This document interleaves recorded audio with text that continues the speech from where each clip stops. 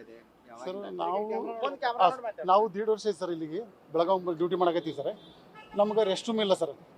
ಎಲ್ಲರೂ ಬಂದು ಇಲ್ಲೇ ಬಸ್ ಸ್ಟ್ಯಾಂಡಾಗ ನಿಲ್ಲಿಸಿ ಇಲ್ಲೇ ಮುಖ ತಕ್ಕೋದು ಅದು ಬಸ್ನಾಗೆ ಆಗಕತ್ತೀವಿ ಸರ್.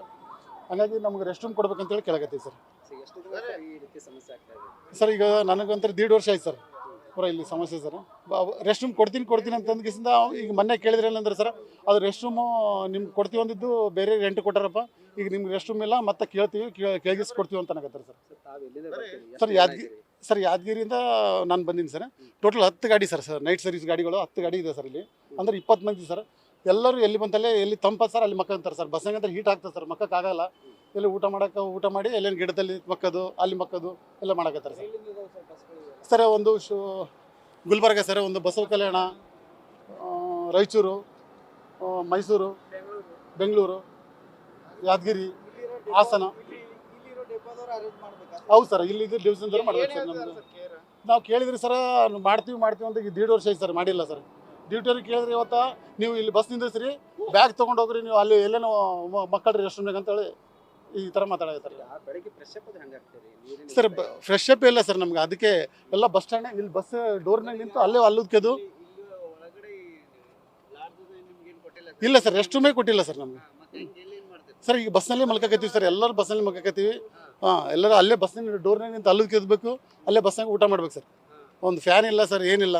ಹಿಂಗಾಗಿ ಸರ್ ಸೊಳ್ಳೆ ಅಂತ ಇಲ್ಲ ಸರ್, ಬಿಸಿಲು ಅಂತ ಭಾಳ ಇದೆಯಲ್ಲ ಸರ್. ನೈಟ್ ಸುಳ್ಳು ಬರ್ತೀವಿ ಸರ್, ನಿದ್ದೆ ಸರಿಯಾಗಲಿಲ್ಲ ಅಂದ್ರೆ ನಾಳೆ ಏನು ಅನಾಹುತ ಅಂದ್ರೆ ಅಲ್ಲ, ಯಾರು ಜವಾಬ್ದಾರಿ ಹೇಳಿ ಸರ್. ತಂದಿರಿ ಸರ್. ಸರ್ ಅವ್ರು ಕೊಡ್ತೀವಿ ಅಂತ ಹೇಳ್ತಾರೆ ಸರ್, ಇನ್ನು ಇದುವರೆಗೂ ಕೊಟ್ಟಿಲ್ಲ ಸರ್. ಸರ್ ಟೋಟಲ್ ನಾವು ಇಲ್ಲಿ ಡೈಲಿ 20 ಜನ ಬರ್ತೀವಿ ಸರ್. 10 ಕ್ರೂ ಇರ್ತಾವೆ ಸರ್ ಗಾಡಿ. 20 ಜನ ಬರ್ತೀವಿ ಸರ್, ಡೈಲಿ 20 ಜನ ನೈಟ್ ಸರ್ವಿಸ್ ಫುಲ್ಲು. ಸರ್ ನಾನು ಸರ್ ಬಸವರಾಜ್ ಅಂತೇಳಿ, DCMC 96 ಯಾದಗಿರಿ ಡಿಪೋ. ನಮಸ್ಕಾರ ಸರ್. ನಾವೇನು ಯಾವುದೋ ಮುಷ್ಕರ ಥರ ಏನೂ ಮಾಡ್ತಾ ಇಲ್ಲ. ನಾವು ಒಂದು ಸವಲತ್ತು ಕೇಳ್ತಾ ಇದ್ದೀವಿ ಸರ್. ರಾತ್ರಿ ಎಲ್ಲ ಗಾಡಿ ನಡೆಸ್ಕೊಂಡು ಬರ್ತೀವಿ. ಇಲ್ಲಿ ಬಸ್ ಸ್ಟ್ಯಾಂಡಲ್ಲಿ ಮಲಗೋದ್ರಿಂದ ಈ ಹಾರ್ನ್ ಸಪ್ಳ ಆಯಿತು, ಈ ಜನರು ಓಡಾಟ ಆಯಿತು, ಇದರಿಂದ ನಿದ್ದೆ ಆಗ್ತಾ ಇಲ್ಲ ಸರ್. ಇಲ್ಲಿ ದಿನ ಎಲ್ಲ ನಿದ್ದೆ ಆಗಲ್ಲ. ರೆಸ್ಟ್ ರೂಮ್ ಇದ್ದರೆ ನಮಗೊಂಥರ ನಿದ್ದೆ ಆಗ್ತದೆ. ನೈಟೆಲ್ಲ ನಡ್ಸೋಕ್ಕೆ ನಮಗೆ ಅನುಕೂಲ ಆಗ್ತದೆ. ಒಂದು ವೇಳೆ ಇಲ್ಲಿ ನಿದ್ದೆ ಆಗಲಿಲ್ಲ ಅಂದರೆ ರಸ್ತೆಯಲ್ಲಿ ನಿದ್ದೆ ಬಂತು ಏನರ ಹೆಚ್ಚು ಕಡಿಮೆ ಇದ್ರೆ ನಮ್ಮ ಸಂಸ್ಥೆಗೆ ಕೆಟ್ಟ ಹೆಸರು ಬರ್ತದೆ ಸರ್.